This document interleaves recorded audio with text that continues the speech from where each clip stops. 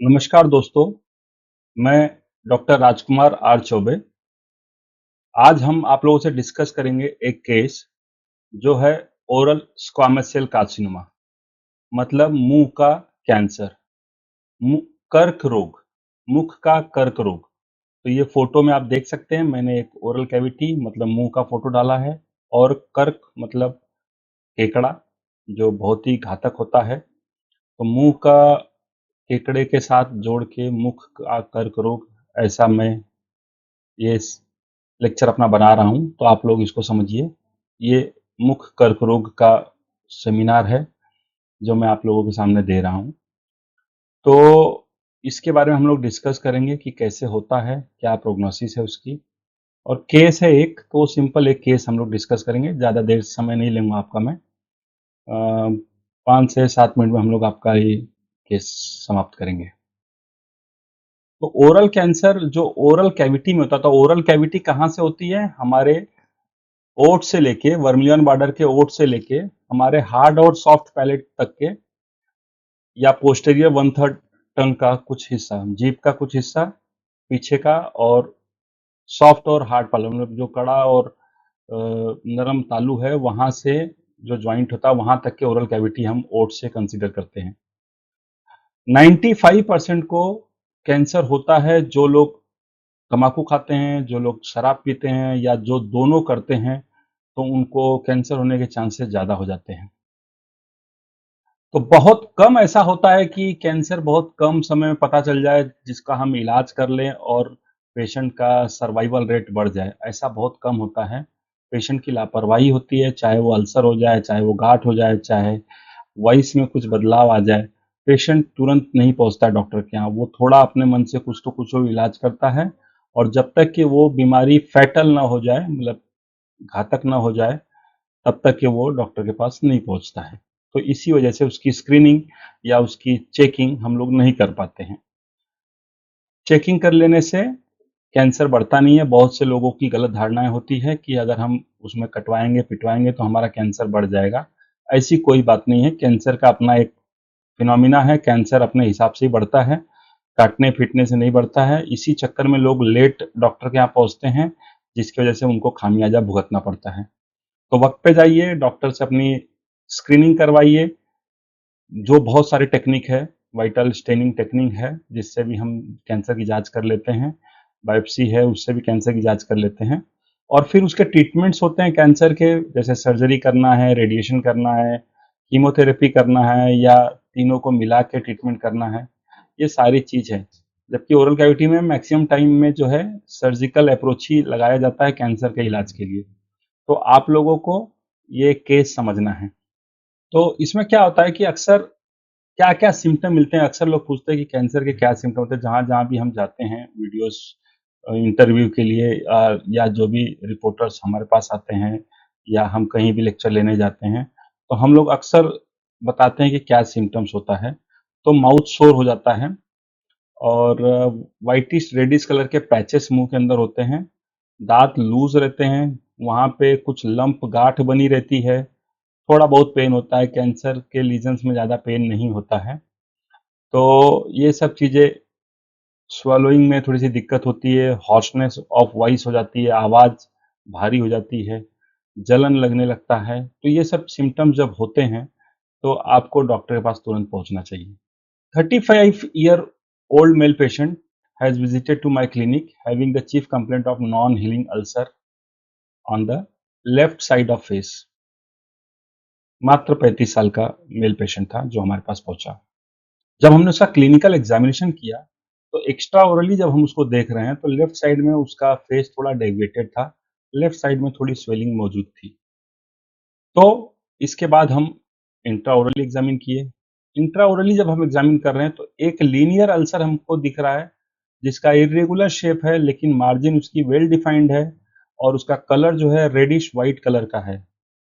4 गुणते 1.5 centimetre का ये legion था। लेकिन लीजन जो है, जब एक इसको पाल्पेट किया हमने, तो देखा हमने कि उसमें से ब्लीडिंग हो रही थी जब हम उसको छू रहे थे।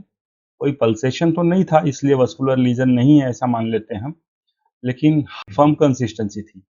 कम कंसिस्टेंसी या हार्ड कंसिस्टेंसी अक्सर हो जाता है कैंसर में, नोडुलर अपीयरेंस होता है। तो क्लिनिकली ही हम डायग्नोसिस अपनी बना दे रहे हैं कैंसर के तरफ। तो कैंसर की डायग्नोसिस करते समय सबसे पहले आपको मैंडिबुलर ग्लैंड को इवैल्यूएट करना ज़रूरी होता है।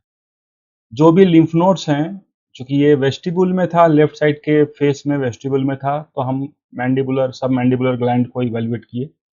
वैसे आपको सारे ग्लैंड्स को इवैल्यूएट करना चाहिए, सबमैंडिबुलर, सबलिंगुअल, हाँ, सुप्राक्लाविकुलर, हाँ, स्टेरनोमास्टॉइड के साथ जो भी लिम्फ नोड्स हैं, एक्सिलरी लिम्फ नोड्स हैं, ये सारे लिम्फ नोड्स को आपको एग्जामिन करना चाहिए। तो जब हमने इसको देखा तो लेफ्ट साइड और बायलैटरल करना चाहिए, दोनों तरफ भी देखना चाहिए। तो जब हमने इसको देखा तो लेफ्ट सबमैंडिबुलर ग्रुप का जो लिम्फ नोड था वो लार्ज था, फिक्स था, स्टोनी हार्ट था।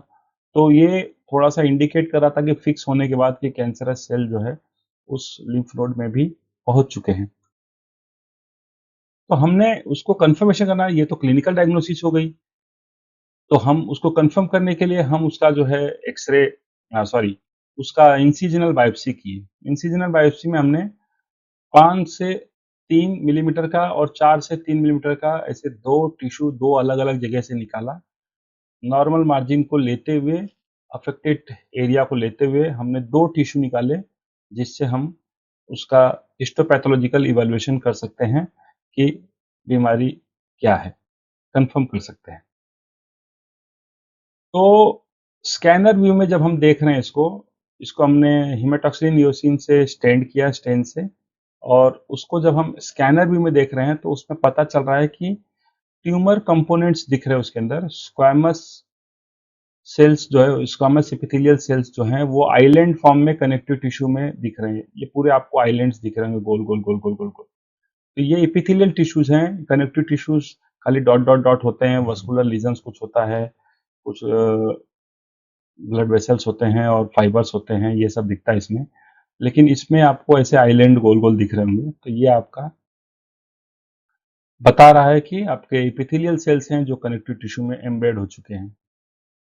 जब थोड़ा लो पावर व्यू में, थोड़ा स्कैनर व्यू से बढ़कर थोड़ा लो पावर व्यू में आए तो आपको वो आइलैंड, एपिथेलियल आइलैंड क्लियर दिख रहे हैं, इरेगुलर शेप पे दिख रहे हैं, शीट फॉर्म में दिख रहे हैं, शीट फॉर्म में भी अरेंज है, आइलैंड फॉर्म में भी अरेंज है।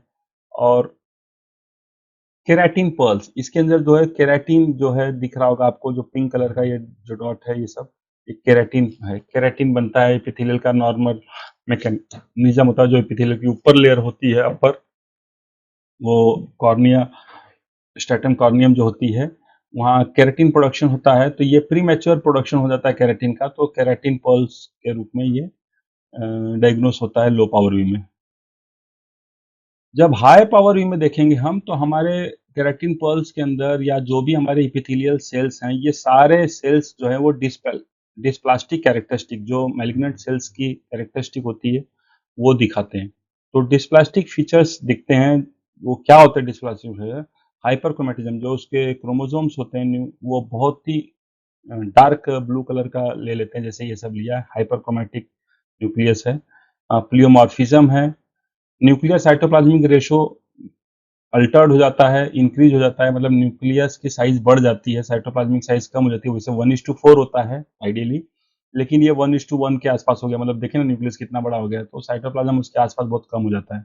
न्यूक्लियोलाई बहुत प्रोमिनेंट हो जाता है, मतलब एक्टिव हो जाता है। तो एबनॉर्मल माइटोसिस होता है, केराटिनाइजेशन होता है, केराटिन पर्ल्स, मतलब सारे चीज प्री मैच्योरली जेनेटिकली अल्टर्ड हो जाते हैं ये सेल्स, और ये सब इसमें दिखने लगता है हायर पावर व्यू में। तो इसमें कुछ इन्फ्लेमेटरी सेल्स भी दिख रहे हैं आपको, प्रिडोमिनेंटली जो है वो लिम्फोसाइट्स हैं, ब्लू ब्लू डॉट दिख रहा है आपको। हाँ, कोलाजन फाइबर्स दिख रहे हैं स्पिंडल शेप के, यहाँ पे स्पिंडल शेप के कोलाजन फाइबर्स दिख रहे हैं। तो ये स्लाइड जो है क्लियर कट कैंसर की स्लाइड है। तो इसको क्लिनिकली हम लोग जो है कैंसर ही इसको डायग्नोस करेंगे, oral squamous cell carcinoma diagnose करेंगे। और पेशेंट का ट्रीटमेंट होगा सर्जिकल अप्रोच, रेडिएशन अप्रोच और कीमोथेरेपी। तो पहले रेडिएशन होगा, फिर उसके बाद में सर्जिकल अप्रोच होगा। तो इस तरीके से इसका ट्रीटमेंट होगा। जितना जल्दी ट्रीटमेंट होगा सर्वाइवल रेट उतना अच्छा होगा। 5 साल का सर्वाइवल रेट अधिकतर होता है, 100% होता है, तो इसलिए अर्ली डायग्नोसिस करना ज़रूरी है। लिम्फ नोड भी निकाला जाएगा, लिम्फ नोड से भी उसकी भी हिस्टोपैथोलॉजिकल जाँच होगी, उसमें तो कैंसर सेल्स नहीं चले गए हैं, वो भी देखा जाएगा। तो ये मेरा लिंक है नीचे, इस लिंक पे आप क्लिक करेंगे तो आप मेरा कार्ड स्टोर कर सकते हैं। जो मेरे क्लिनिक का नाम है, दोनों क्लिनिक का नाम है Shashi Shanti dental and oral implant care centre और heritage dental laser implant centre. मैं और डॉक्टर निधि हम दोनों लोग जो है इस क्लिनिक पे मौजूद होते हैं। और एक क्लिनिक मेरी गाजीपुर में जिसका एड्रेस ये है और दूसरी क्लिनिक मेरी वाराणसी में जिसका एड्रेस है। दोनों का नंबर यहाँ डिस्प्ले होता है। फेसबुक पे भी आप मुझसे जुड़ सकते हैं, इंस्टाग्राम पे भी जुड़ सकते हैं। और डॉक्टर राजकुमार आर चौबे दांत की बात यूट्यूब पे भी मेरा चैनल है, आप उस पे भी जुड़ सकते हैं। कोई दिक्कत हो तो मेरा नंबर इस पे लिखा हुआ है, आप 9415241551।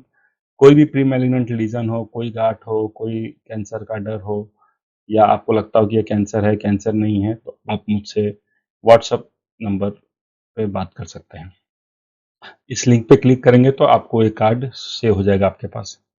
इसके साथ मैं अपनी बातों पे विराम देता हूँ। नमस्कार।